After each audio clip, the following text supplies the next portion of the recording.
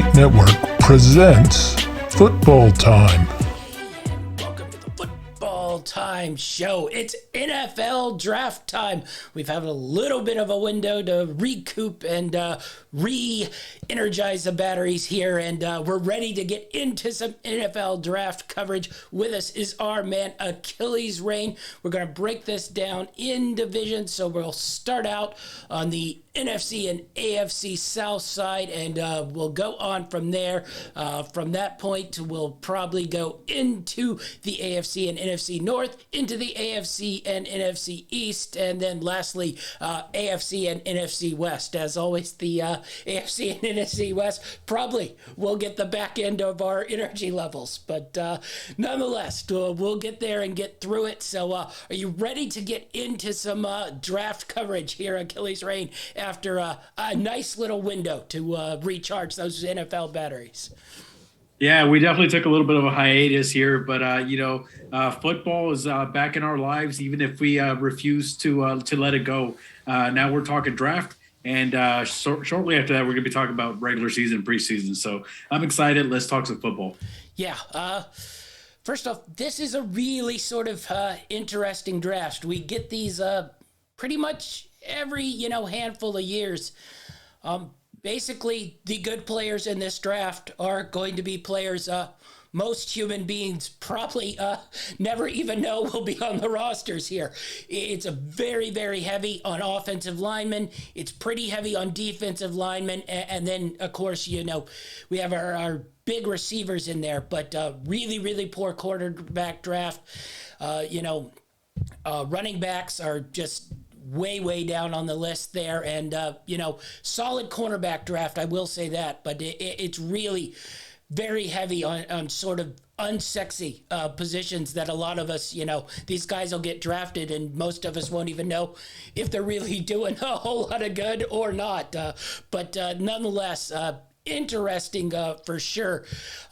Overall, what did you make overall of the sort of draft prospects this year? It's definitely not sort of your big sexy names, I'd say. Yeah, it kind of reminds me a little bit of the draft that we had a couple of years ago prior to this Trevor Lawrence draft, where, me, I'm more into the professional, version of football. You and Dynamite are really into the college. I dip my feet into it every now and then, but, when it comes to a lot of these names outside of the top 10, most people, like the common fan, isn't quite aware of a lot of these guys or what they bring to the table. And it feels like that for me this year. I'm aware of like the top prospects, but a lot of the other guys, are a little bit of unknown to me. So I had to go back and watch tape on some of these guys. Yeah. All right. So let's get into our team needs here. Let's start it out in the AFC South. And, we'll start out with the team that has the number one overall pick here, the Jacksonville Jaguars. A lot of free agent movement, but they also got, a lot of draft capital here. The number one overall pick, the number one pick in the second round, 2 third-round picks, a whole lot of sixth-round picks, and a couple seven-round picks. So they got a lot of draft picks. I don't know how many of those they end up holding on to, but what do you make of the Jags? And you can't say team needs as everything. So let's whittle it down here. I mean, for a team like Jacksonville, who, they're bringing in the second-year young quarterback, Trevor Lawrence, and I'm sure they're expecting a lot of things from him. I'm sure they'd like, most importantly, to protect him, keep him upright. You're not going to be successful whatsoever if you can't protect your young quarterback. He is the future of that franchise. So I think that first and foremost, the first thing they're going to want to watch out for is going to be an offensive lineman, someone they could build a good foundation in that offensive line with. And then they also need a little bit help in the edge rushing position, because they've lost a couple of guys. Now, their defense definitely had a Spurs, moments where they looked pretty good, looked decent, looked like an NFL defense. But I think that for the most part, this team has plenty of holes that they can plug in. They did spend a lot of money in free agency. Will that work out in their favor? We don't know. I would assume that some of these picks are going to be traded on in this draft simply because of the holes that they did fill through free agency. But again, when you have that many picks, when you have the number one overall pick, the number one pick in the second round, and so on, I think that your best, your best option there would be probably to build up that offensive line and protect that young quarterback. Yeah, I'm with you on looking at offensive linemen here, but as you know, I sort of look at the prospects. I think we're pretty sure they're going to go with an edge rusher. Now, I'm not opposed to going with one of those edge rushers. You got a couple of really, really high end guys in Aiden Hutchinson and Kevion Thibodeaux, and I love that pairing with Josh Allen on the other side, who's already shown to be an elite level sort of pass rusher. So you book in those two. But honestly, I know it'd probably be a little bit of a reach, especially since you're sort of looking at three guys on the offensive lineman side who I don't separate all that much in, Neil Ekwonu and Charles Cross. So I doubt they're trading back. I think they're going to go with that sort of spear end on the defensive edge. It's just a matter of sort of what you like here. I'm big on Kevion Thibodeaux. I think he's just, you put him and Josh Allen on two ends, and you got just ridiculous sort of freakish athleticism. But you look at Aiden Hutchinson and that motor, I really sort of think he could be like a Justin Smith sort of guy. You're used to watching him play when he was at the 49ers, a handful of years ago. So I think that would be good too. But I'm with you. Honestly, I think I'd shore up my offensive line. And the only thing I could say about that is this draft is so deep on the offensive line sort of things. You might be able to get away with waiting and a couple of those guys drop down into the second round. So you get an elite level pass rusher who are probably the two highest rated guys in the draft. And then offensive line sort of falls there. Is there anything else you're looking for on the Jacksonville Jaguars side of things that maybe they can pick up here? Definitely, offensive line, edge tackle, but anything maybe in the late rounds that you think maybe they should maybe try to reach and add a little depth to?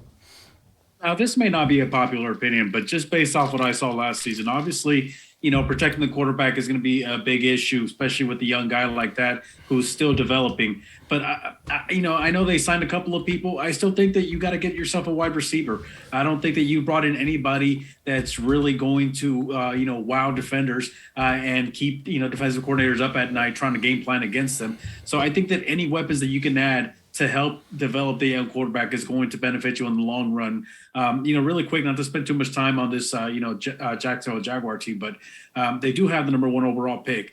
But as we mentioned with this draft and, not the big blockbuster names out there, I think it almost devalues that number one overall pick a little bit. I know you got a couple of guys like Hutchinson and them who are, projected to be taken in the top 5 picks. And guys like that are definitely going to bring value to your team. But as you mentioned, if you're looking for, to build up like your offensive line in a draft that's so deep with with offensive talent, I think that you possibly could get away with giving that first pick away. And, especially if you're looking to shore up that offensive line as opposed to your defensive line at first, you can get rid of, that number one overall pick.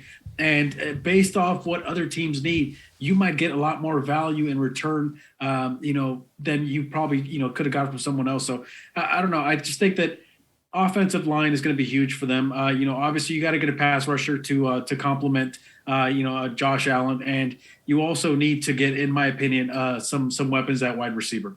Yeah, the other thing I would look at here, corner. You probably can't take a corner at number one, even though this is a pretty deep, corner draft. But once again, you mentioned it, like, it just sort of falls into the unlucky that there's no real quarterback, that one of these teams would probably desperately trade up for number one, because I think you could probably trade back, get yourself a couple picks, build up that offensive line, build up that cornerback slot, even grab an edge rusher there. But nonetheless, you mentioned it.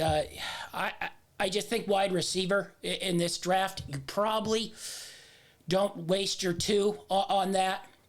Oh no, that's definitely more of a late pick. There's going to be a guy out there, either someone that's coming off of injury or someone that just wasn't playing for a big name school that you could probably.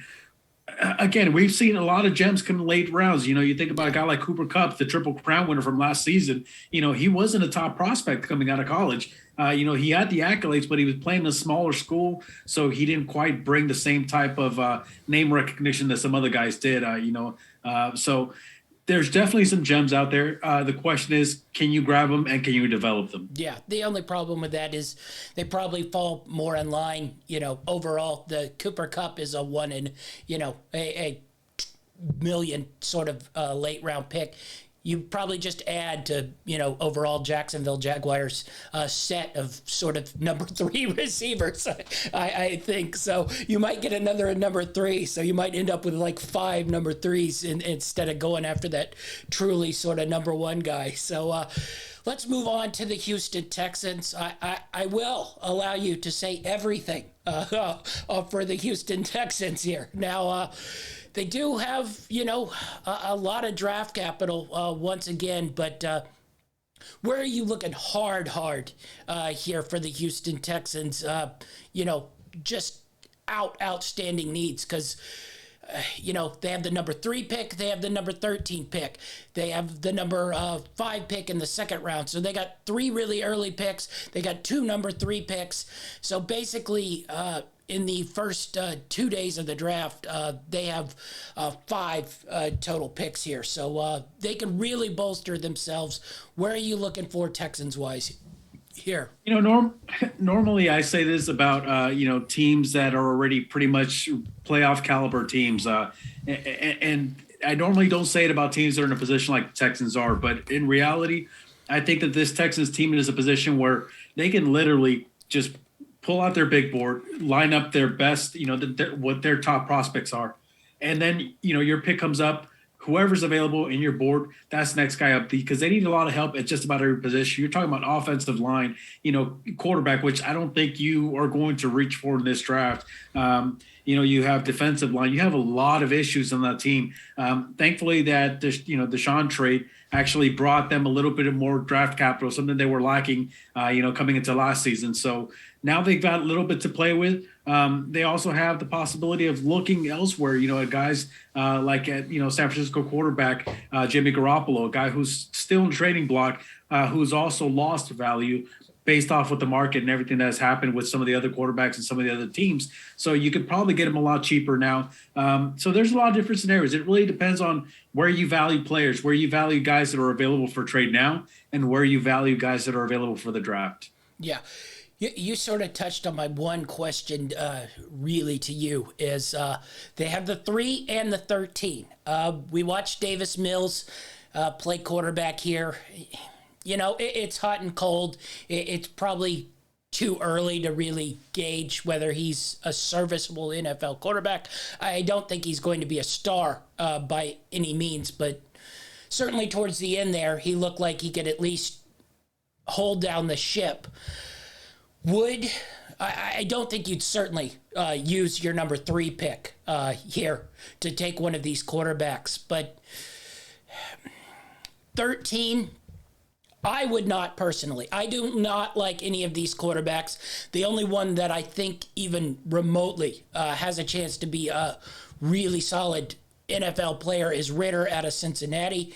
And honestly, if you were asking me, Ritter, Davis Mills, I'm thinking it's the same sort of guy here. So would you reach and just play that QB lottery and maybe a Willis, maybe a Pickett, maybe a Ritter grows into a number 1 here? Or do you just sort of say, I'm building, defensive end, edge rusher, offensive line, anywhere, tackle, guard, maybe pick up some help on the corner and the safety spot, which all I think would benefit the Texans building up their roster better. But, you need a quarterback in there, but it just seems like Davis Mills probably could hold down that ship at least another year. You mentioned they could probably trade for a Jimmy Garoppolo. It's unlikely they trade for Baker Mayfield since they probably could have had him in the aforementioned trade anyway. So that 13, is that a spot you grab a quarterback or you just build depth here? No, I don't. I think that if you're not certain that you like a quarterback enough to take him with the 3rd pick, then I don't think you take a quarterback with the 13th pick. I think at that point, you just kind of lay your chips on the table and say, you know what, Mills is going to be our guy going forward. We're going to try and work him out. One of the issues that he had last season was the fact that, one, his weapons offensively were in and out of the lineup. You had guys getting hurt pretty much all year long. There was no consistency. There was very little protection from that offensive line. And when that defense was on the field, more than likely they were probably getting burnt, on either that secondary or, they just not being able to get to the quarterback. So they have a lot of situations that they could really take this and just, if you're asking me, my personal opinion, the way I'm doing this, I'm building up that offensive line. I'm building up that defensive line. I'm getting rotational players, guys that are going to be in there for a while. And I'm just going to roll the dice with Mills. I don't think that this is the draft to reach for a quarterback. Now, if you find a quarterback that you like and he's still available in the later rounds, then maybe then I'll jump on a quarterback. But that early with those type of picks, like, I guess, again, if you don't take a quarterback with the third pick, a guy that you love, that you think is going to be the guy, then I don't think you take a quarterback with the 13th, because those picks are just too close. And if you value a guy that high, you jump on him as soon as you can. If it was me, let's shore up this offensive line. Let's build this defensive line. We need a lot of help. Let's bring in some depth. Yeah, we're on the same track here. I think you utilize this draft. You build up that D. You build up that O-line next year. You sort of look. You don't have great weapons on the outside, but you have professional receivers on the outside. Like I mentioned, I think you have a quarterback who can at least hold down the ship while you're there. Even if you do bring in a quarterback, or you use that pick to draft one of these receivers in this draft, I just don't think that's good value, because next year, more likely, there's going to be receivers in this draft. There have been elite receivers in every draft for the last 5-6 years. So then maybe you reach for one of those. You build up those two lines, I think. Maybe you go after a corner if one of those top guys maybe drops down a little bit to shore that up. But I think you just build the core of your team here on the offensive line, defensive line here, and then sort of, you're already playing for next year anyway. So just play for next year. Maybe the quarterback is sitting there next year that you can grab to maybe build this team. Let's move on to the sort of Indianapolis Colts. They have some needs, but their draft capital's pretty much gone from the aforementioned Carson Wentz disaster. Now, granted, that disaster is now the commies team down there in Washington. So what are you doing here with the Colts? I'm curious. They just don't have a ton of draft capital here. They don't pick till the 42nd pick. So it's a thin draft anyway. Where are you looking for the Colts to go here? As you mentioned, there's a lot of wide receivers out there in this draft that have the potential to become, starters, if not stars in this league. And I think that that's probably going to be one of the key focus points for this Colts team, a team that, came out pretty hot last year, especially with Carson Wentz, who was having his struggles.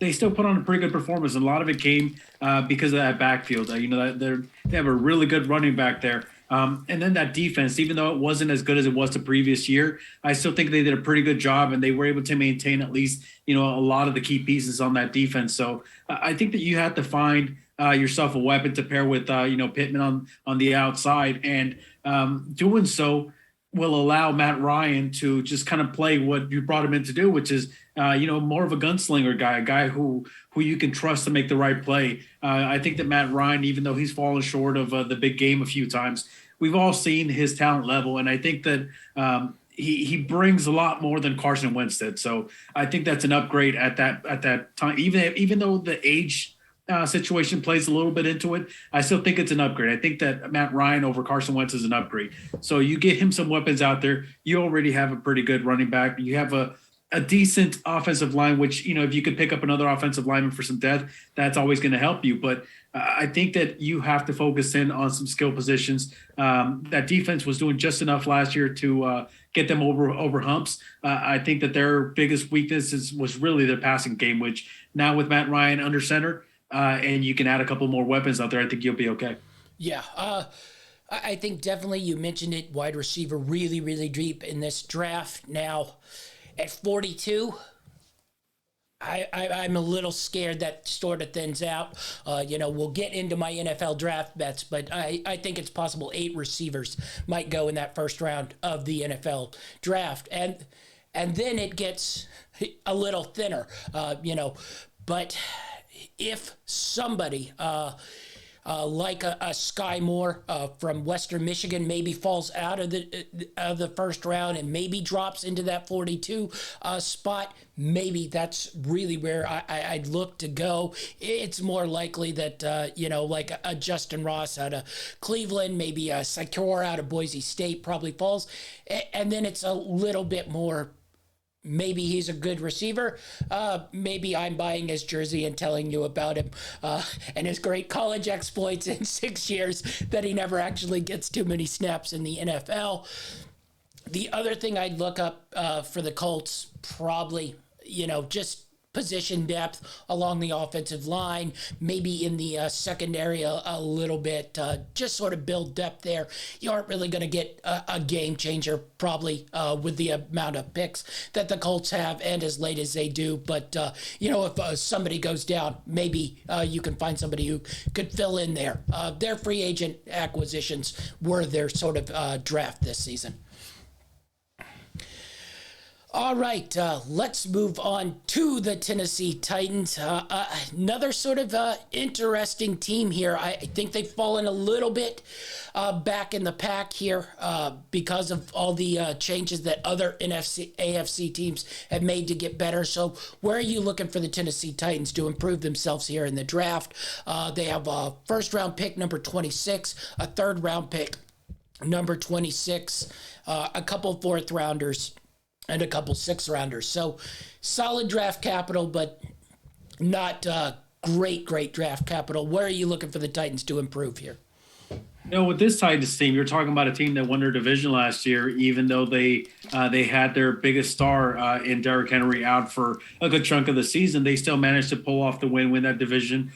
They kept the Colts at bay, and they made it, to the playoffs, which they eventually lost to the Cincinnati Bengals.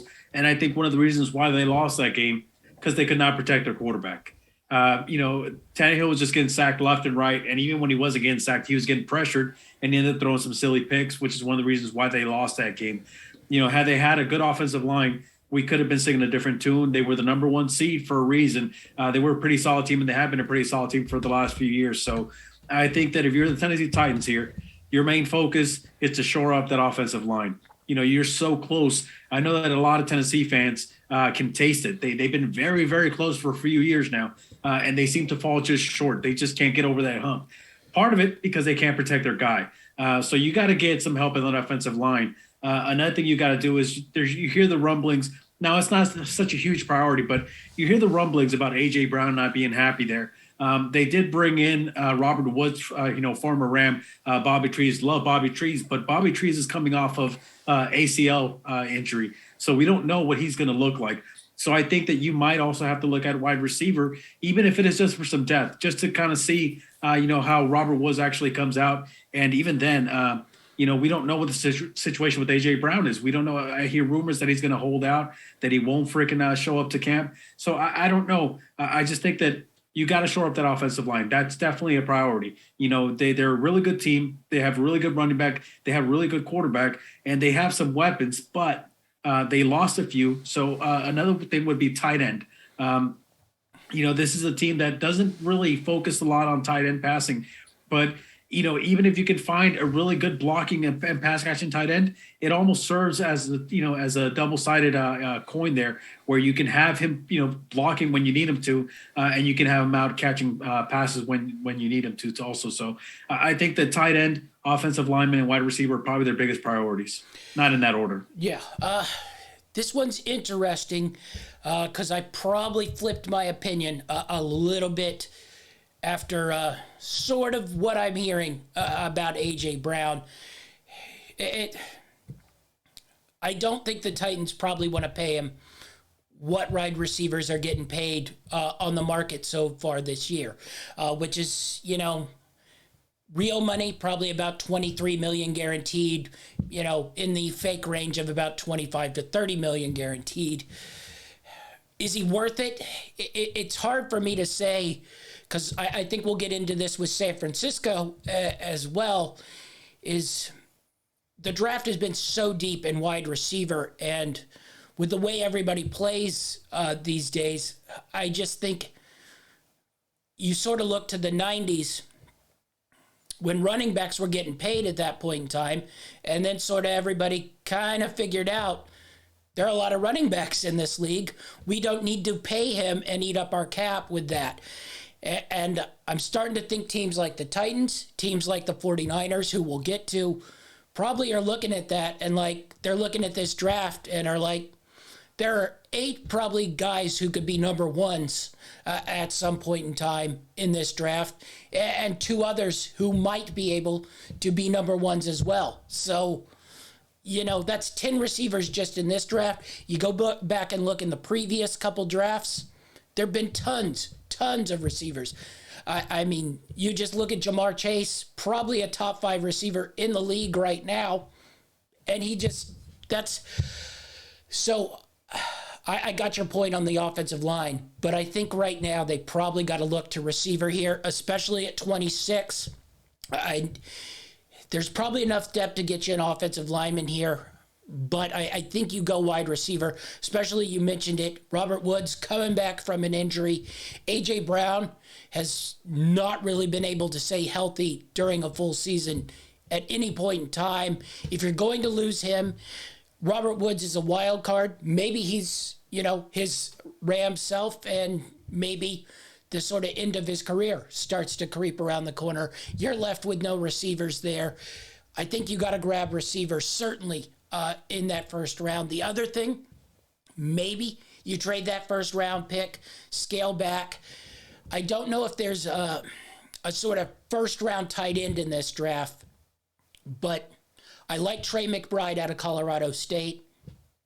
I don't know if you can grab him at the 26, but if maybe you could get yourself another draft asset, trade back into the second round, take Trey McBride or the UCLA kid Dulwich, get your tight end, because it looked like when Ryan Tannehill had a tight end, 2 years ago, he was a lot better quarterback than them trying to sort of patch it together this year. So I'm just looking pass catcher wise early on, and then maybe you just sort of try to shoot your shot and grab a late lineman and hope you can mold him and grow him into somebody there. So I think this changed about 2 weeks ago when the A.J. Brown stuff started to come out, and you got to go sort of pass catcher here. Now, listen, I agree with you. I do think that it's definitely a need, and most of the time I'm right there with you. I'd be like, you know what? There's so much talent coming out of college at wide receiver that do we really need to pay these guys? But I will say this in defense of A.J. Brown. I went back and looked at a lot of his numbers, and he's actually a really solid wide receiver. He's actually a really solid wide receiver, number one. His biggest issue is, one, as you mentioned, he hasn't been able to stay healthy for an entire season for quite some time. But when he's healthy, his biggest flaw is the fact that he's just not targeted enough. Yeah. Because he's putting up 1,000-yard seasons with 2/3 of the catches that other receivers are doing with the same amount of yardage. So he's a big play guy. He's a big body. The thing is, can he stay healthy? And if he can't stay healthy, is he worth paying that much to? Now, if he can stay healthy, I would say yes, he's definitely worth paying. But again, when it comes to these wide receivers, we saw it happen in other places with Deebo Samuel, for example. Yeah. Sometimes not even about the money. They just feel disrespected and they don't want to play there anymore. All right, let's shift over things to the NFC, and this is probably the most interesting team in the draft, the Carolina Panthers. Pretty much everybody knows what they need. The problem is I don't think this is the draft to sort of grab what you need. But that being said, I don't know if you can go into a season and actively be like Sam Darnold's our number one. We're going to go into the year with Sam Darnold as our number one. That just seems like defeat is right there in week one. So what do you do here with the Panthers? I is there anything else they need that you'd want to put on here other than quarterback? Because I think really this is debate is, do you reach and grab one of these guys and just hope they're good? Or do you sort of eat it, build up your roster? You're probably going to be fired, if you're the coach, if your season is crappy. So if you wait, it's not going to matter that they're going to get their quarterback in the next year draft. So what do you do here with the Carolina Panthers? Because it's very obvious quarterback, but I'm just curious, do you build around and add pieces, or do you make that leap? Well, listen, first I'll start off, the whole Sam Darnold situation. I personally don't think that he's going to be the long-term answer there. But they also gave up, some assets to get him there. And I don't think they're quite ready to just call that a failure just yet. Another thing, I've watched him play. Listen, I've been dealing, you know him personally. I've been dealing with the biggest Sam Darnold fan that I've ever met in my life. And he doesn't seem to think he's done. So this guy's got a huge Sam Darnold collection. He actually hooked me up with a couple of memorabilia pieces, which, by the way, thank you for that. But listen, if they really think Sam Darnold's the guy, or they're willing to at least try him out for another year, I think you're probably better off served in building that team. Now, as you mentioned, if it doesn't work out, the head coach is probably going to get fired this year, and it was all for nothing. But I think that as an organization, the thing you have to do is to get – this is going to sound so repetitive throughout this. For one, it's such a deep offensive line, draft. And two, I'm old school in the sense that I believe you build from the trenches, both offensive and defensive line, and then you can, build the rest as you go forward. But I think that's what you shore up first. And I think that the Panthers are in a situation where if they really, really, really like a quarterback in this draft, if they think that there's a guy that, people are kind of flying under the radar and he's going to be a steal, then I think you have to take that guy. But if you don't have a guy that you're absolutely in love with, then I think you have to build the rest of the team, to build the rest of the depth. They need help in that secondary. They need help at offensive tackle. They need some wide receiver help. So they've got a lot of holes to fill. The thing is there any guy in here that you're in love with? If not, is there any way that you can fall to one of these guys that, that potentially a lot of people have their top 10 picks? Maybe one of them slips and you fall and you get lucky in that sense? Or can you find a way to package some of these picks and get somebody that's proven or that you believe is proven that's going to come in and help your team immediately? I don't know what they're going to do. I really have no clue as to which way they're going to go. But I think that this is one of those teams, kind of like the Texans, that has pretty much open market. They can go just about any way, whether it's trades, whether it's reaching for a guy, or whether it's just kind of trading down and building up that draft capital. Yeah, this is sort of just the catch-22 that the Carolina's living in, because if you're Matt Rule, and probably the GM here, but Matt Rule has a lot of GM sort of powers, your job is pretty much on the line. So you take the quarterback and see if you can buy yourself more time. Yeah, I mean, you saw it with the Chicago Bears with Nagy for multiple sort of things, with Trubisky and then with Fields. You just try to buy your time saying we're rebuilding, our young quarterback is growing. So you take that quarterback, even though you look at this quarterback class, and it's not anything I want to use my sixth pick with, especially when you see the sort of edge rushers and the offensive linemen and the corners in this draft, where you can get an elite guy who can be a blue chip guy. If I'm a GM here, I'm taking, an Evan Neal. I'm taking a Charles Cross. I'm building my team, but that is not going to do Matt Rule any good. He's going to be like, well, great, you give me an offensive lineman. He'll probably be an elite offensive lineman in 3 years. You'll draft your future quarterback next year, and in 2025, Carolina's going to be off and running, and I'm going to be coaching, TCU. So it's just one of those weird or that bad. Do you do your job, as in improving Carolina, or do you do your job that keeps your job secure and in place and getting lots of money? It's just one of those weird things, and it's complicated too because of the Darnold trade. They have the number one pick, the sixth pick. Then they don't draft again until the fourth round. So the only other thing I could look to here is maybe you try to trade back and maybe get yourself a second or third round pick. You drop to 14 or 15. Maybe it doesn't look as bad to take one of those quarterbacks then, but they're really in a bad place here. As I said, they're in a situation where kind of like the Texans, they just need so much help. And the options really are kind of limited, but not limited. So they can kind of go just about any route, and it wouldn't surprise me for them to do so. Yeah. Their coach's job technically isn't on the line, though. With the Texans, they might just hire a coach on 1 year plans anyway. So yes. Who knows? All right, let's flip to the Atlanta Falcons here. Interesting sort of team. I found it hard to get a read on really where to go here. So where are you leaning on the Texans here, or not the Texans, the Falcons here? Oh. See, the Falcons, when I was looking at all my, draft information, I found it kind of shocking that everybody kept saying that they needed to focus on quarterback as their main priority. And I was saying, wait, they signed Marcus Mariota, didn't they? Yes, they did. And I know that they pretty much gave Matt Ryan away for pretty much peanuts. But, I don't think that they're in complete rebuild mode, at least in their minds. I think that they brought in a guy who's an established veteran guy. Now he's not going to, he's not going to run for MVP or anything like that. But I think that in the opportunities that he got, over the last couple of seasons that we've seen Martin Mariota, I think he's a serviceable quarterback. And I think that's all they really need there.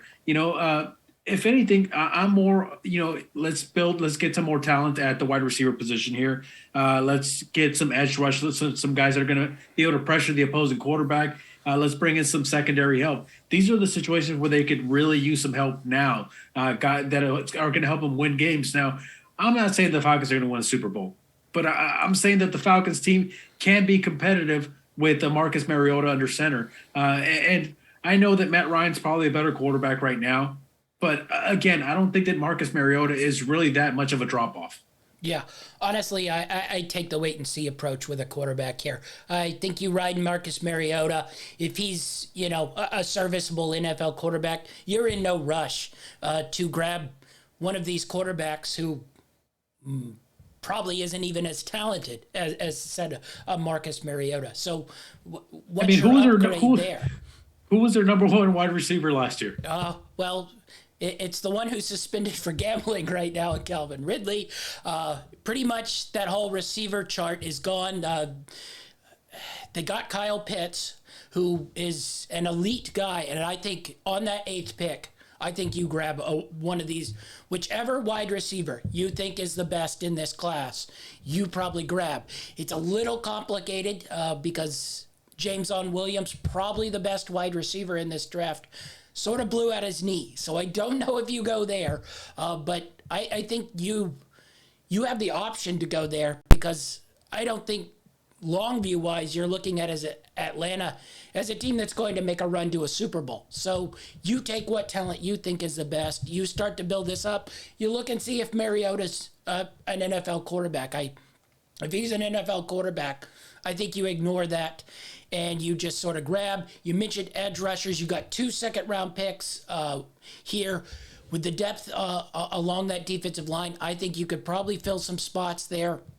Maybe you go, if one of those big edge rushers falls with that 8 pick, maybe you can grab. There's rumors that Thibodeau might fall. If Thibodeau falls to 8, you probably grab Thibodeau with those 2 second-round picks. Then you take your shot at a receiver. But I see no need really to grab a quarterback here.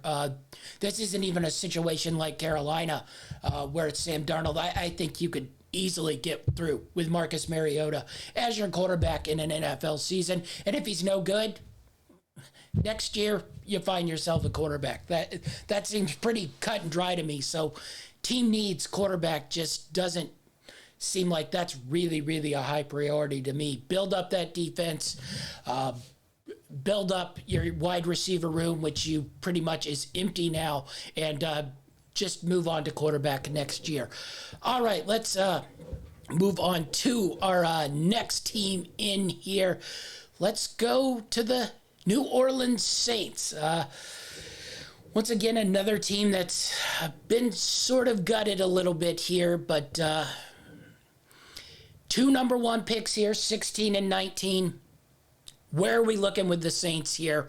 Are they in total rebuild mode here, or are they going to try to sort of piece it together and see if they can make a run? I don't think they're going to call it a full rebuild mode, and a lot of it has to do with the fact that they have some pretty big names on that team, going with Mike Thomas, and they got some nice pieces there. Okay, but let's be real. Without their head coach and without their quarterback, this team is in rebuild mode. It is what it is. And thankfully for them, some of their biggest needs are actually some of the bigger available prospects in this draft.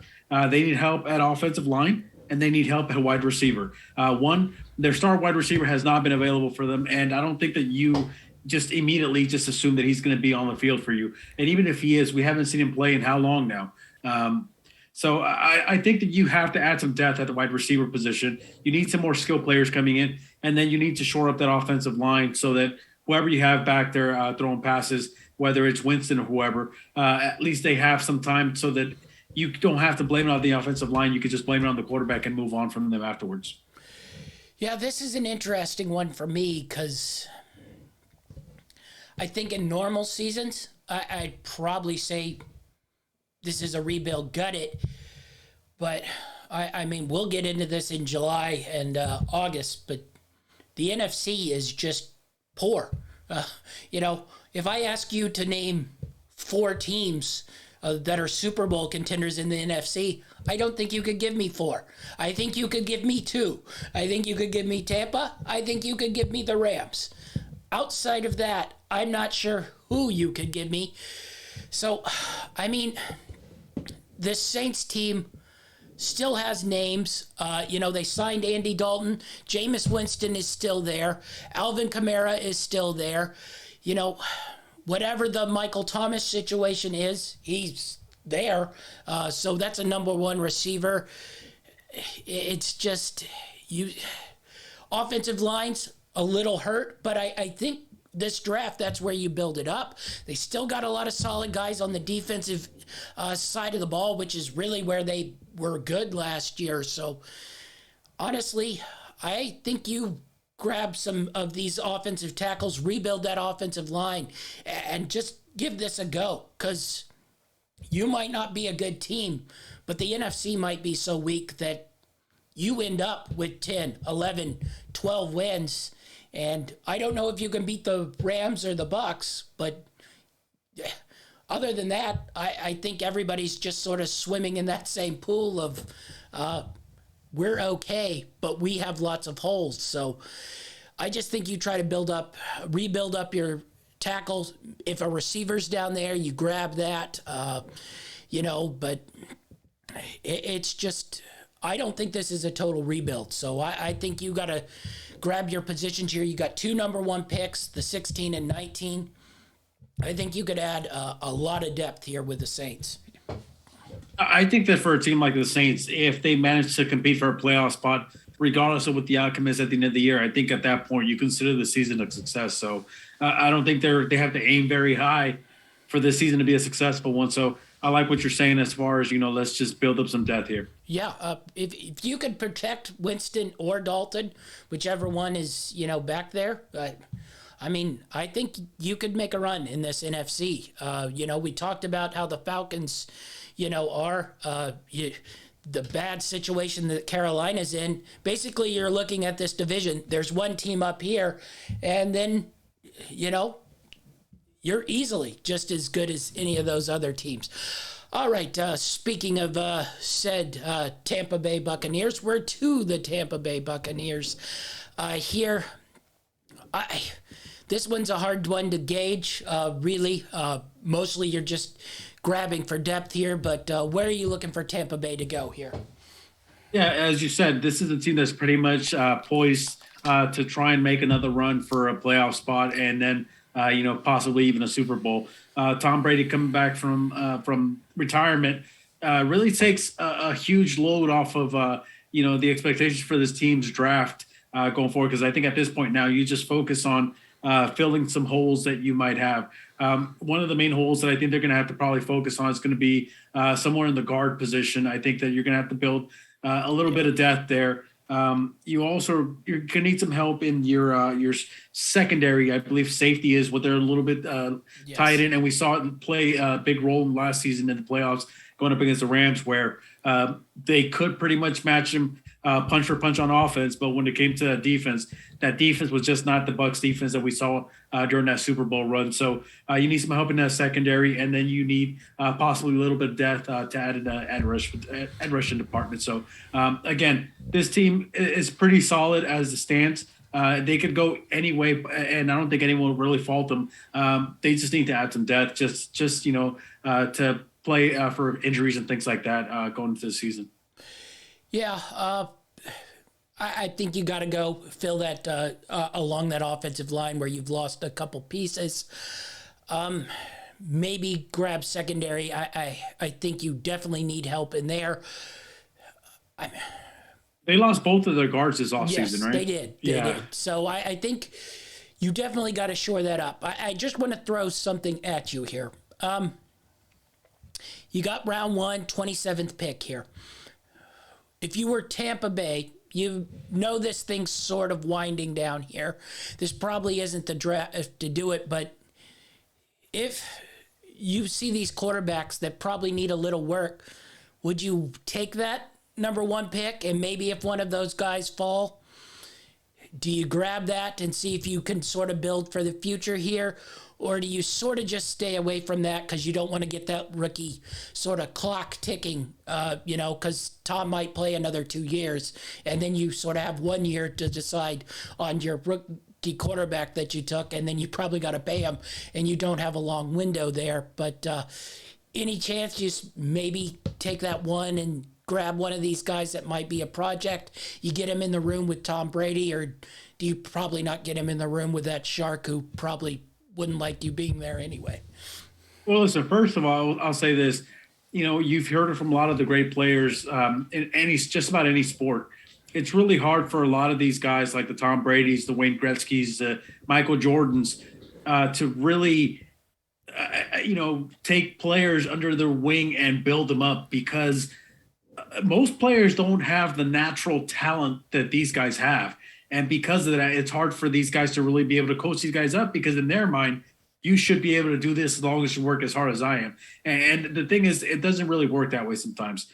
Now, most of the time, I wouldn't fault you for taking a quarterback, while you still have your older guy, so you can kind of coach him up, sit behind him, pick up a clipboard and learn. But I don't think that this is exactly what you do in this situation. I think that if you pick up quarterback, you're going into a situation kind of like the 49ers did the other year when they took Trey Lance. Now they're in a situation where they're trying to get rid of Jimmy Garoppolo, but they can't. So they're going to end up paying this guy a lot of money. It's going to cost them, a part of their cap space. And they have the guy who they believe is their next guy just sitting there waiting. So I don't think quarterback is the way to go. I know where you're coming from. And like I said, normal circumstances for normal teams, I would say that's the way to go. I don't think that's the way to go for this team. I think that, you lost 2 guards during this offseason. You got to shore up that guard position. You need to bring in some pass rushers, because Ndamukong Suh and I believe Jason Pierre-Paul are still free agents. They haven't quite signed yet. So you have that also. A question mark is, where are we going to get this pass rush from? That's how they were so successful during that Super Bowl run. They had a great offense, which I believe they could still have even without Antonio Brown. But they also had a really good defense that could shut people down. They can get after the quarterback. And without those 2 things, I think it brings more question marks than anything, especially if you draft the quarterback. So I think you shore up that offensive line, bring in some pass rushing help and some secondary help, and you'll be set. Yeah. The only thing that sort of made me think of it is this draft would be one of those where maybe one of these guys would benefit from, a couple years not being thrown into the fire for said like the Carolina Panthers and being demolished and having their soul broken. You just go to Tampa, you aren't going to play at least the first year, maybe not even the second year. You learn, you grow, and sort of maybe that's a way to be successful, but they probably have some more glaring needs, especially since they're a team that's actually trying to win a Super Bowl here. Well, let me ask you this, okay? Would you want Todd Bowles to be the guy who starts to develop your young quarterback? Probably not, but I'd assume Byron Leftwich and Tom would sort of take that role. Now, how long Byron Leftwich is going to be there, he, sort of already had the Jags job lined up until he sort of realized what was going to be going on in that front office. So, it just sort of crossed my mind that maybe that's where somebody like, I think, a Malik Willis could, 2 years to sort of learn the NFL game.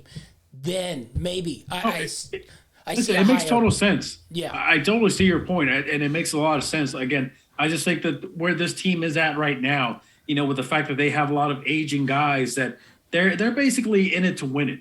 If they don't win the Super Bowl at this point, the season's been a failure, because this is what they've built for the last 2-3 seasons, and I don't think that their mentality is let's build for the future. I think their mentality is let's win now. What can we do to win now? And anything after that, once the season's over, then they can start asking those questions. And that's just the way I feel this team is headed. Yeah, I think so. You're right there. I just, it crossed my mind. I once Brady leaves and all these guys who have sort of re-signed probably exit, it's more like a sort of LeBron situation where you build up while you're there. And then once he says goodbye, you're left with the sort of burning embers. But again, listen, we're talking about Brady here. How many times did we think this guy was gone already? I mean, he retired, for crying out loud. And we all said, finally, we saw this coming. It was about time. And nope, he's back again. So this guy may never retire. So we don't know what's going on there. I think he might have left this year, just not in the retired sense, to another team that day. All right, let's move on to the AFC North. Let's go to the Cleveland Browns here. They bought in big with Deshaun Watson. No first-round pick this year. A second, 2/3, a fourth. What do the Browns need to sort of solidify this roster here? I'm curious where you're going to go here, because they don't got a lot to really grab a blue chipper. But I don't see this team as a contender. So, but maybe they will be. I'm curious where you want to go from a draft perspective with the Cleveland Browns here. Okay, so I had this whole little thing I planned out for this particular question, and I was going to say quarterback, just because I've been such a non-fan of this whole trade for Deshaun Baker's Watson. Still on their roster as well. Yeah, that's true. But he no, might listen, be on there all year.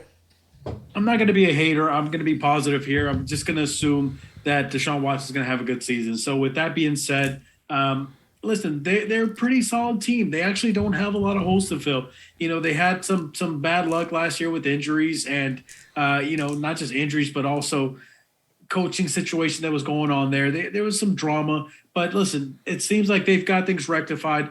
It seems like they've got their guy. I mean, they gave up pretty much the entire farm for him, so hopefully it works out for them. I personally am one of those guys who is a little bit of a naysayer when it comes to that situation, because I haven't seen anything over the last couple of seasons, and that part scares me. So listen, but if it works out, awesome. It works out perfectly for them, because they're in a good situation. They pretty much have a good team built already. This is a team that just needs to add some depth.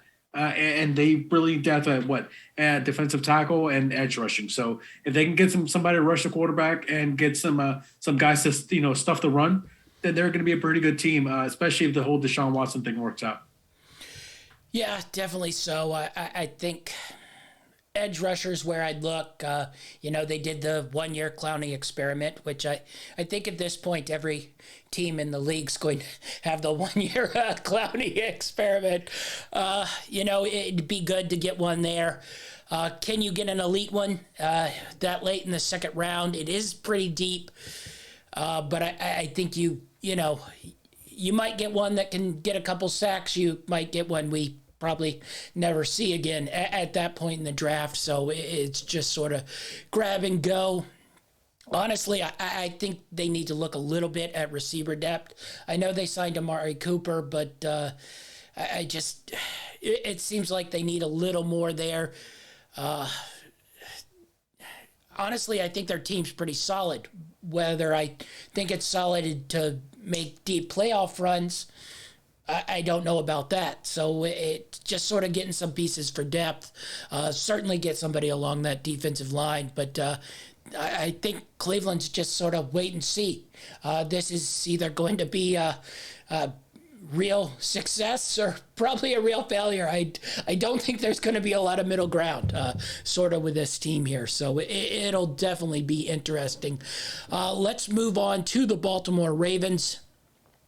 You know, at one point in time, I know it's hard to believe, but they were the leading record in the AFC. And then basically everybody got hurt. They got a lot of draft picks this year, mostly in the middle, though. A lot of fourth rounds, a couple third rounds. They have the number one pick is 14th. Number 2 is 13th. So where does Baltimore go here?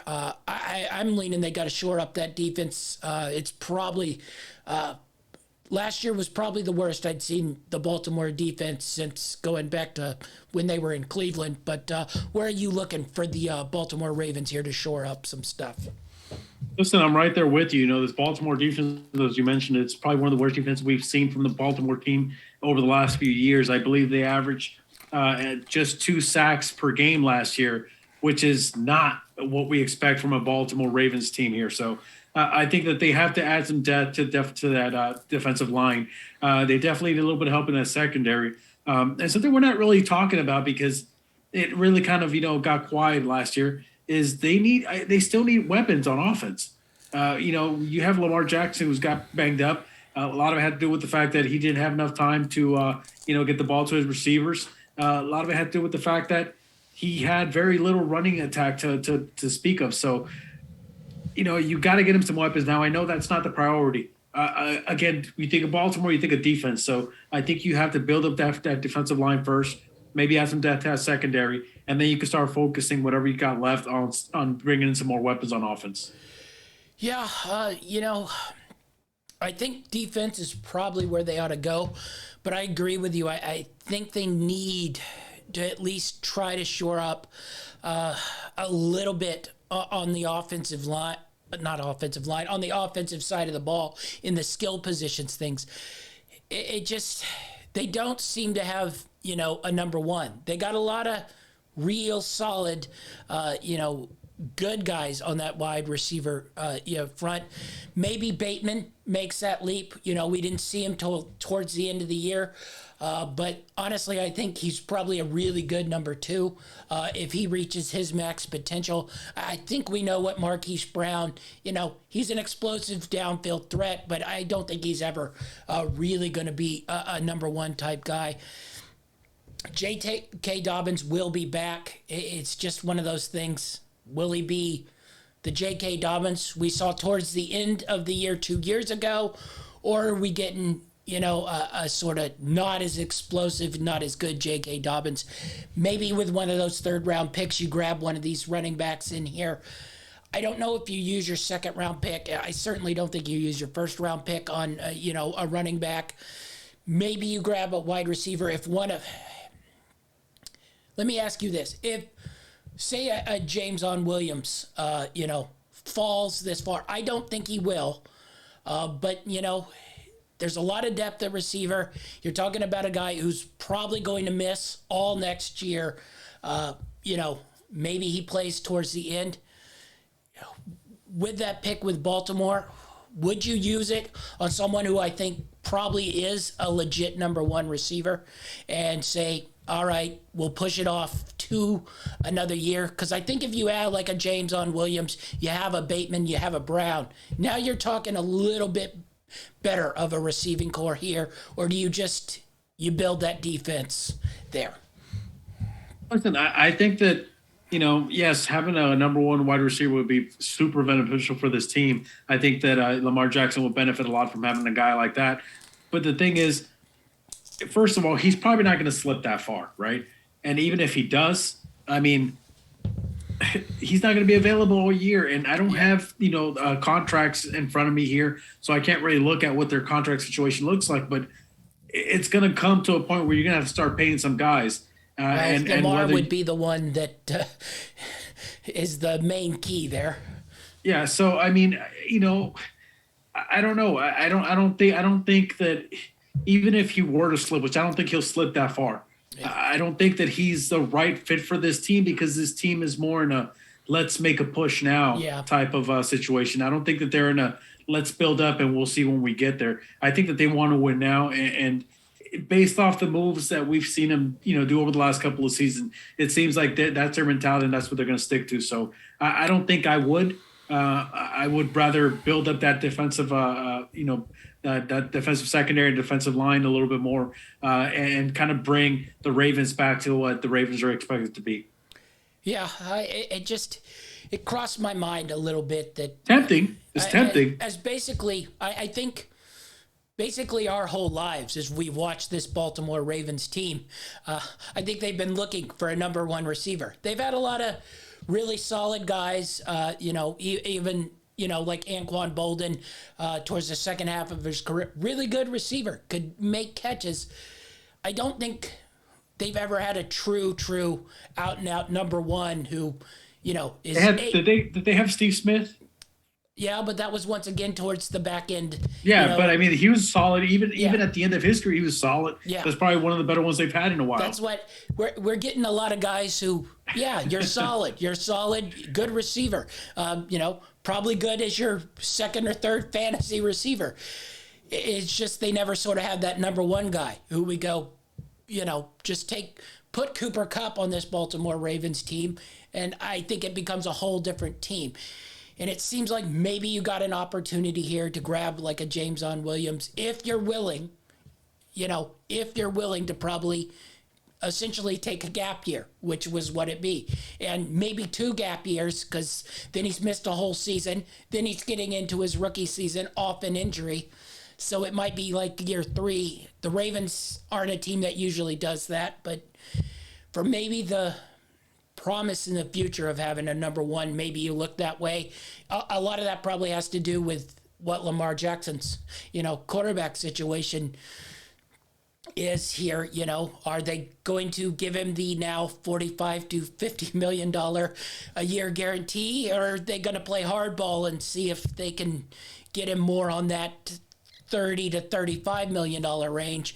If I'm Lamar Jackson, I'm looking at Deshaun Watson and going, well, I'm the better quarterback here. Why is he getting that and I'm getting this? So, it's really tricky situation, but don't get me started with that again. Yeah, certainly need to rebuild this defense.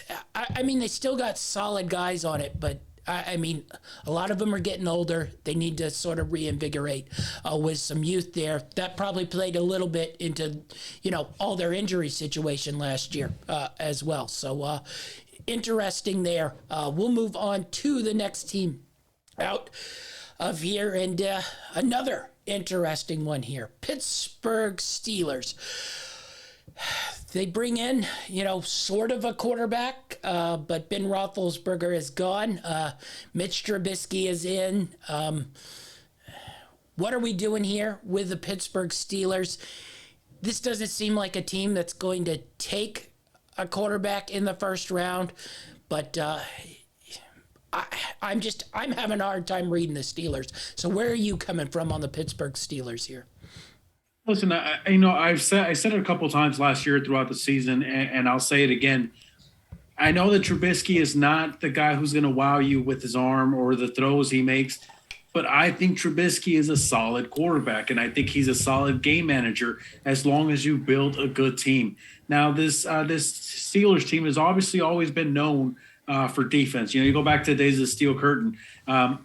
Defense is what's made this team successful. Even last year with Ben Roethlisberger, under center, who could barely throw the ball at that point. No disrespect to him, but he couldn't throw the ball downfield. He really couldn't. But they were in games. They made it into the playoffs because of that defense. Now, they lost a lot of those pieces on defense, and I think that's what they're going to focus on completely. They need help on the defensive line. They need help in their secondary. They need help players to rush the quarterback. So there's so much that they need on that defense side of the ball that I think that offensively you're okay going forward with what you have. You just have to shore up that defense because that's Steelers football. And if you can do that, I think they're going to be okay. I know the power has definitely shifted more to the AFC from the NFC. So it'll be tougher for them to repeat what they did last year. But I don't think people are really expecting that from them. I think that a lot of people are looking at the Steelers team as more of a mid-rebuild mode type of thing, especially after losing their franchise quarterback over the last, 12, 14 years? Yeah. They don't grab a lot of first-round wide receivers here. I think they lost Schuster. They lost James Washington. I'm not sold that Chase Claypool is sort of an elite tier receiver. I think he's a good receiver, but he's a good receiver 7 games a year. He's a solid receiver 4 games a year, and you don't even know he's been playing in the games on those other ones. He reminds me of Mike Williams from the Chargers. Yeah, that's he's gonna give you really good play for half the season, and when you don't expect it. But when you need him to step up and be the guy, he's not your guy. Yeah, and that's not a jab at him or anything like that. It's just the truth. It's what I've seen on film. There are games when we get 1 catch for 6 yards. There are games when we got 2 for 20. And I think with that first round pick, I'd probably look to grab one of these elite guys and then maybe in that second round pick, maybe go after a little bit of defense. I think you could probably get a pretty solid safety or corner in that second round. I think it's pretty deep. I don't know if you can get an elite one, but I think get one you could play and could stay on the field there. It's really hard to do with, not knowing your quarterback situation. Mitch could... That's what I was going to say is, and sorry to cut you off, but that's exactly what I was going to say is I like exactly what you're saying because as I mentioned earlier, I like Trubisky. I think Trubisky is a solid quarterback. I just don't think he got the proper chance to show it in Chicago. But if you feel the way that I feel about Trubisky, that he could actually play a lot better than what we've seen on film from him, then I think you do go after a wide receiver. You give him some weapons to build up on. But, if you're one of those, naysayers who thinks that Trubisky is just, a disaster waiting to happen, then I don't think you waste, one of those top picks on a wide receiver, especially if you don't believe in Trubisky. But I like what you're saying.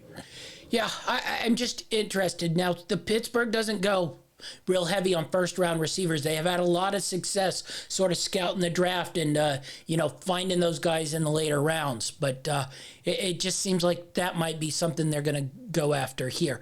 All right, last one out of the AFC here, the Bengals. This is an interesting one. They are the Super Bowl, runner-up here. They made a nice run to the Super Bowl. But honestly, I think it was I don't want to say fluky run because that is not accurate. They were a good team, but... They had a tough road. Yes. They had a tough road. But I think some things sort of fell in their favor during their run to the Super Bowl.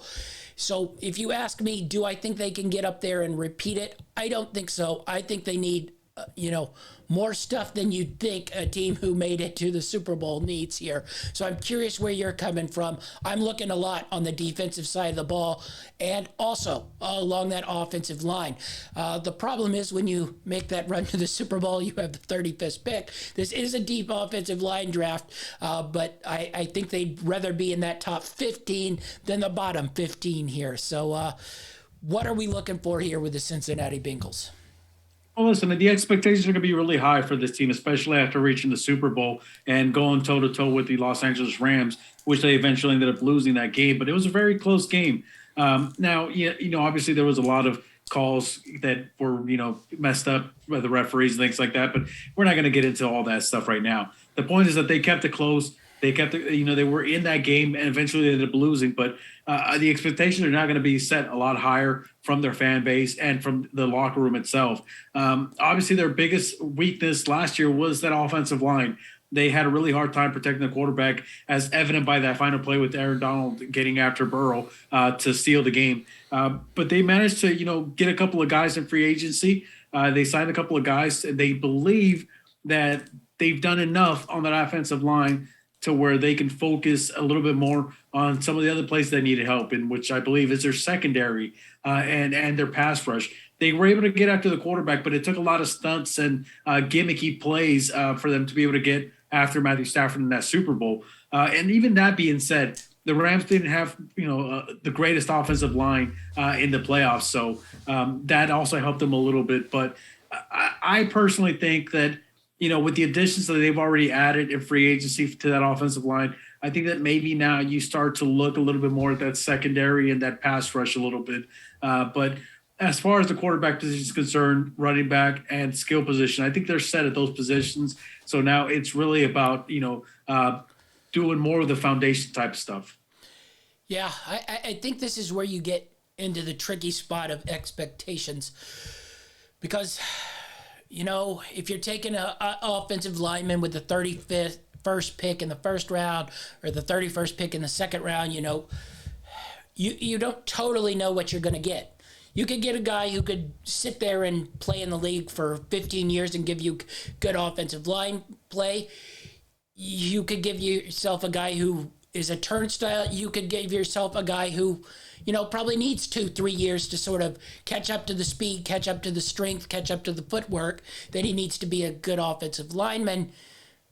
But now if you're the Cincinnati Bengals, you don't really have 2-3 years to sort of let that offensive lineman get his reps. If he's a turnstile and getting Burrow killed, you don't gain anything there. So I think once again, you sort of got to skip offensive linemen in this draft. Maybe you grab a couple late and see if you can grow them, but I think you just got to shore up that defense because you saw a couple times late in games where the Cincinnati defense would get torched, with the pass. They were very, very reliant on having a pass rush. So I think you got to shore up that secondary, and that's where you go there. And you just got to hope I say scouting department with Cincinnati, but they don't really have one. But the people who sort of do scout for Cincinnati made the correct decisions in free agency to try to shore up that offensive line. I just don't think you risk that when you have some holes on the defensive end, and you already showed with a bad offensive line, you could probably win some games here.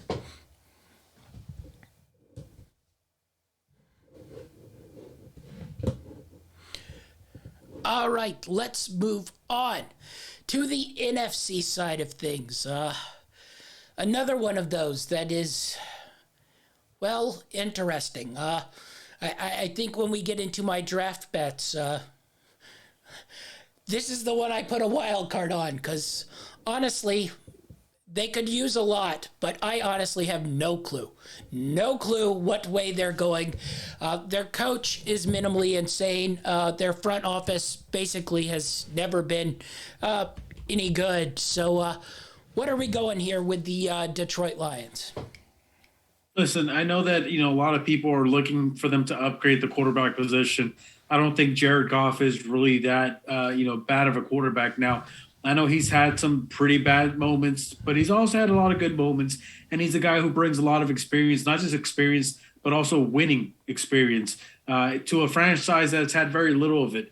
And I know that last year wasn't, a big success for them, but they managed to pull off some wins and they managed to at least get a good rhythm going. But going into this year, I look at what they did last year. And one of the things that they did very, very poorly was get after the quarterback. I believe that they were 32nd in the league in sacks or something like that. It was pretty bad, enough to where I'm thinking that their focus has to be edge rushers and defensive backs. And then after that, if you have a little bit of room, then maybe you pick up some skill position players at the wide receiver spot. Some people are calling for a quarterback. I don't think this is a draft to do it. I think you have Jared Goff and you probably ride him for another year while you continue to build up that team.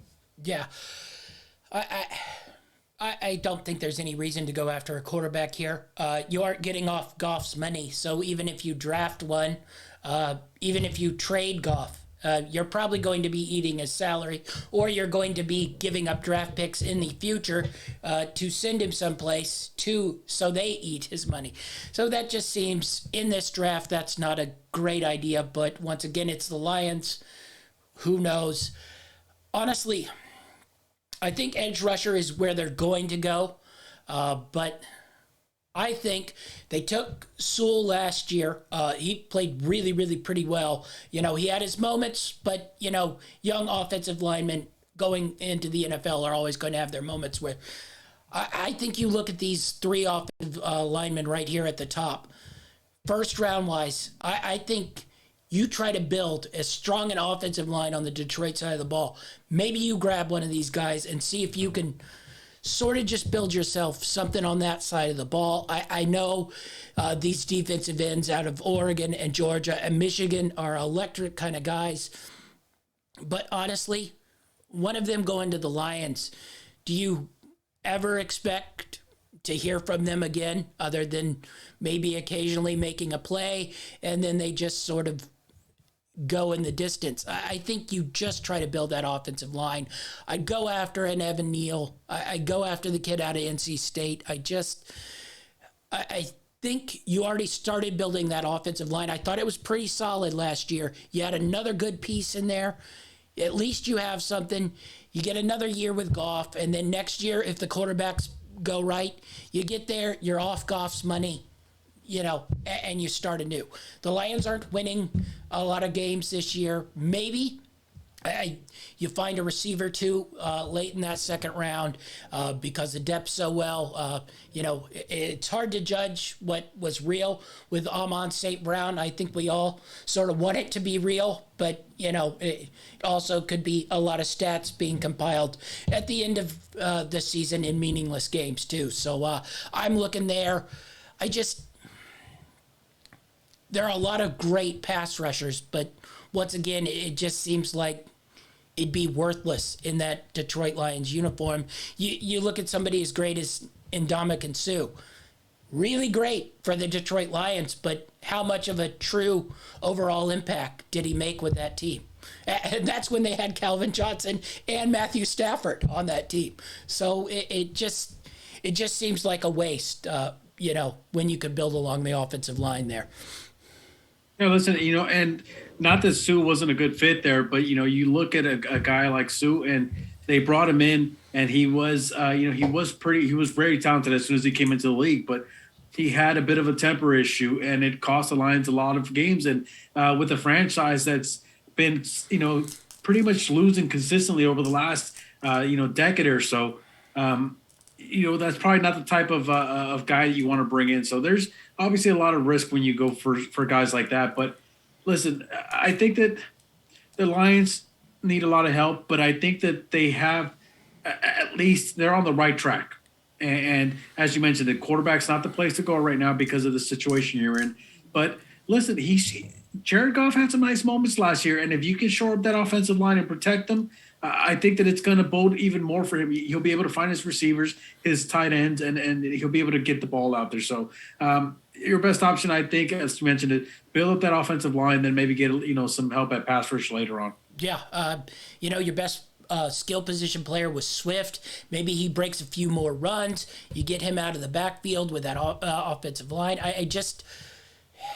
Maybe that starts the Lions going in the right direction. I don't think either of us totally believe that, but hey, there's always hope. That's the beauty about the draft, right? Yeah. It doesn't matter how bad your team has been for the last years, 10 years, 15 years, whatever, it doesn't matter. The draft it's all about hope. And coming from me, listen, I'm a Ram fan, and I'm going back to the days in St. Louis, not the greatest show on turf. I'm talking about those 2 and 14 seasons, where I look forward to the draft because this was my chance to possibly, watch my team, witness my team, turn it around and basically, get on the right track. And yes, it takes a lot longer for some teams, but this is what the draft's about. It's all about hope. All right.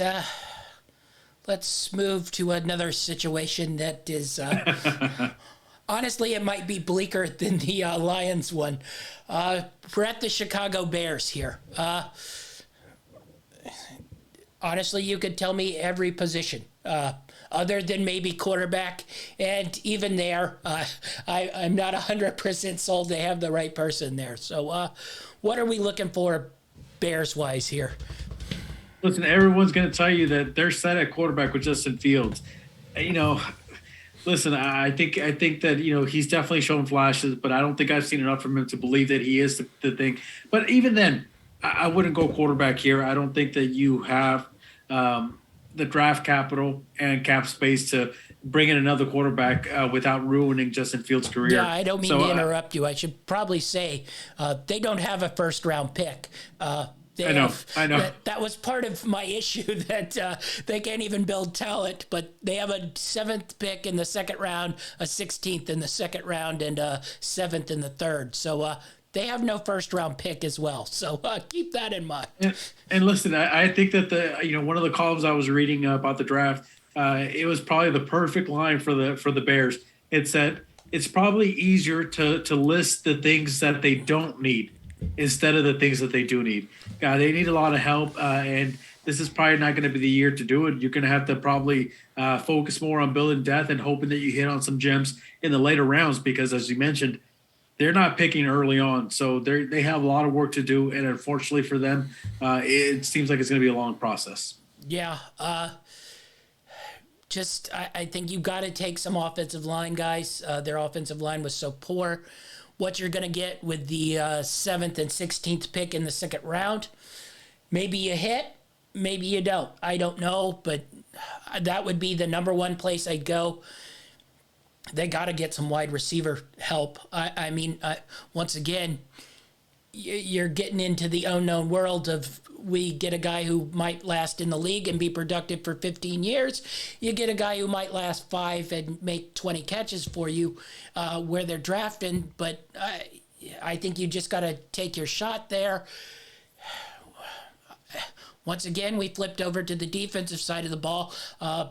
Basically, every good defensive player they have is not there or will not be there by the time the season starts. So, honestly, this is just bleak. I don't even know really how to summarize them in the draft. They don't have very good draft picks, and they basically need good players at every position there is. Yeah, the Bears are in a really tough spot, man. And like I said, it doesn't look like it's going to get any better anytime soon. But listen, like you said, if there's a wide receiver that they really like, when their pick comes up, maybe you jump on a guy like that, give Justin Field another weapon to throw to. But again, you go offensive lineman to protect the young quarterback. I can't blame either. I don't think that anyone's going to really, snarl at whatever they go, whatever pick they make, because they just need so much help right now that I think any Chicago Bear fan, doesn't matter what name's called on draft day, I think they're going to be happy of just getting some help there. Yeah. All right. Honestly, the NFC North basically is just a division that confuses me and of god-awful teams. Speaking of a team that confuses me, though, once again, I mentioned with the NFC the way it is, they might turn out to be good. But the Minnesota Vikings, I guess they don't need a quarterback. Granted, it probably wasn't the year, but they extended Cousins, so I assume they aren't drafting one of those. But honestly, with the Vikings, I don't even know where to go with them. But what are we looking for here? Probably, Eileen, they need to rebuild some stuff on the defensive side of the ball. But, they aren't really in a position to get one of the elite guys that I think game changes you on that side of the ball in their rookie years. So what are you looking for here in Minnesota? Well, listen, as you mentioned, I think that this team needs to focus a lot on defense. Now, unfortunately for them, when your team mimics your quarterback, when your team is basically a team's version of a Kirk Cousins, where you're mediocre. You're good sometimes, you're bad sometimes. This is the issue you're going to run into, is that they just don't have a high enough pick to really get one of those game changers, especially on defense. So I think that they're going to have to focus more on building up depth on that defense. They need help in that secondary. They need help in that pass rush. They need help plugging holes against the run. We saw that offense. If they can get going, they're one of the most dangerous offenses in the league. They got a really good receiver in Jefferson. They got, a couple of good young running backs. And, Kirk Cousins, like I said, he's hit or miss. Sometimes he's good, sometimes he's bad. But like I said, that offense, I don't think the offense is the issue. We've seen them be a really high potent offense, a really high motor offense. The issue is that defense. It's not the defense that we thought we were going to get. It's not the defense that we thought we had from a couple of years ago. So if they can shore that up, if they can at least add some depth, that's going to service the team as a whole. But again, they just don't pick high enough, in my opinion, to get a game changer like that. Yeah, the only thing I can look at is maybe one of those corners. There are two, maybe maybe three semi-elite corners. Maybe one of those guys falls to that 12th. But once again, rookie corners, even if you are elite, you're not going to be all that good your first year. It's not like you go in as a rookie corner and start locking down. It takes 3 years, and then you get into your form. And honestly, what is this Vikings team going to look like in 2 or 3 years? This team confuses me. Also look at some of that offensive line depth. They were sort of hit and miss last year. Second round, maybe grab a tight end, because I thought their tight end play was a little poor, so maybe the kid out of UCLA, maybe Trey McBride drops into that 14th spot. The other thing I'd look at here, they don't totally need it, but I thought there was some drop-off wide receiver-wise, not from Jefferson, but Thielen. Yeah, maybe at 12. But listen, you grab an elite guy and see if you can hammer Jefferson and another elite guy and just go all offense with Cook there. But, I mean, then you aren't helping your defense or your offensive line. So that's what I was going to say. Is I do like that idea, okay? Because, obviously the NFL now is an offensive, friendly league. And obviously the more offense you have, the better you're going to be. But listen, they have one cornerback coming back from last season.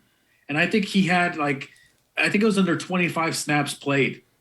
So that doesn't bode well for your secondary. You're basically starting fresh with a bunch of new guys. And I just think that this team, they're too good to get a really good pick, and they're too bad to not need anything. Yes. It's a weird position. Yeah. I don't want to get nerdy either, but, if you were to take a receiver at that 12 pick, you extended Cousins, so you're paying him.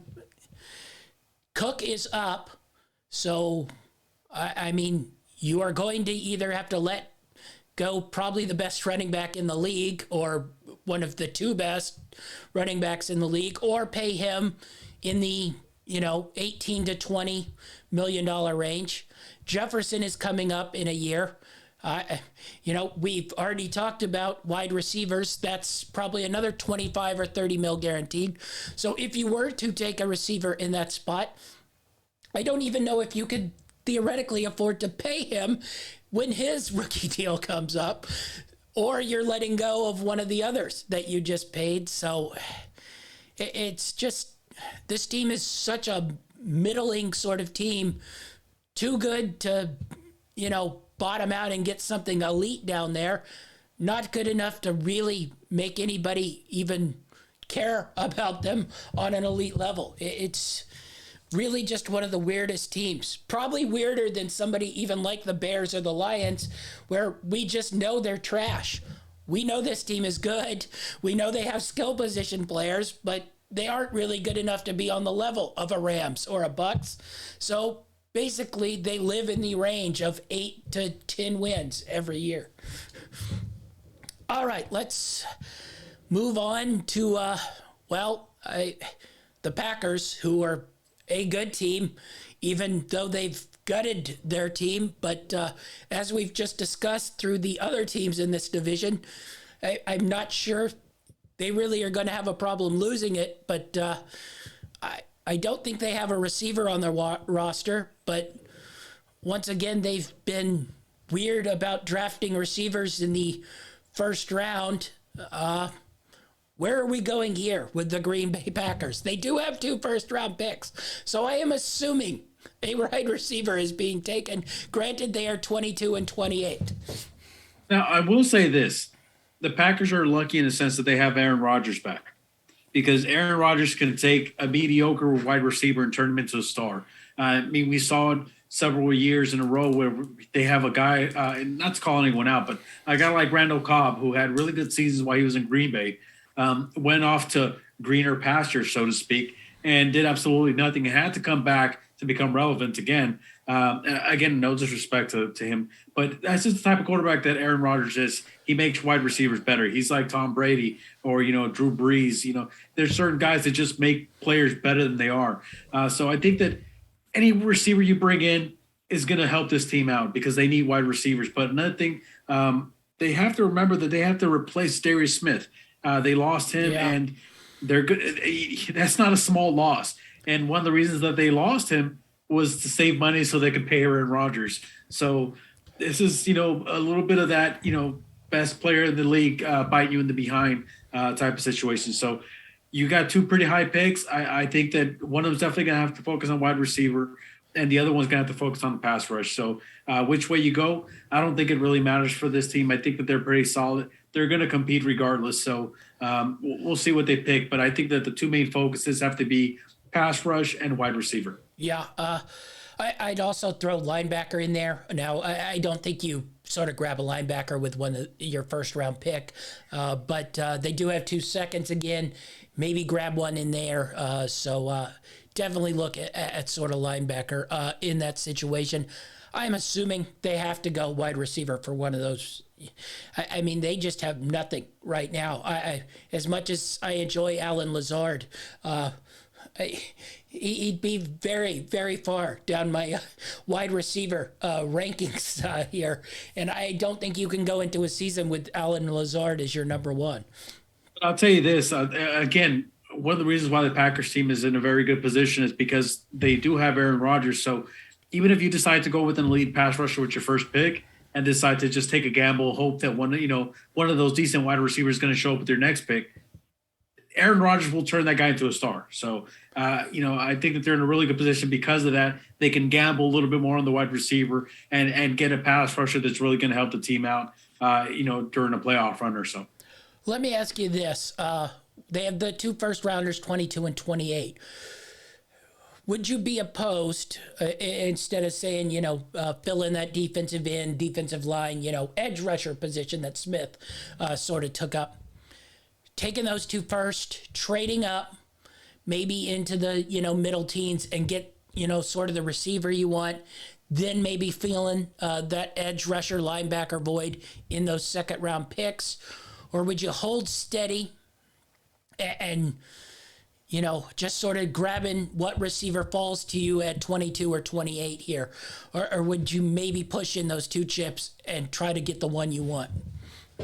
Okay, so I think that if you're the Packers and you see a wide receiver that you really, really, really like, I think you go ahead and you take that gamble because, there's not a lot of Devontae Adams around the league. They don't come around very often. So when you can find a guy that you think is the next Devontae Adams, then I think you jump on it. But I will say this, again, for a team like the Packers to have a quarterback like Aaron Rodgers who can turn just about any wide receiver into a good wide receiver, I think that you're better off keeping those later picks and actually picking up a little bit of help for that defensive line and then getting your wide receiver. You can still find a wide receiver. And again, Aaron Rodgers will turn him into a solid one. Even if it's just a mediocre wide receiver, Aaron Rodgers has the ability to turn him into a good wide receiver. So I think you can't lose either way you go. The only way you lose is by trading up for a bigger name guy. You lose out on some of the depth that you could have had at that pass rushing position. Yeah, definitely so. Will be interesting to see what the Packers do. All right, so that wraps up part 1 of our NFL Draft team needs coverage. We'll be back. Be sure to grab us for part 2 when we do the other side of the AFC, NFC divisions. And then, of course, there will be our draft bets show. And then Thursday, we're going live for the first round coverage of the NFL draft. You don't want to miss that on YouTube. We break down each team's first round picks, me, Achilles Rain, and then we'll bring in the Dynamite David to bring in his college insight on the players. So you don't want to miss any of that. Be sure to catch us all week for our NFL draft coverage. Achilles, where can we find you? As always, you can find me on Twitter at TDAchilles. All right, that's our show, and we're out.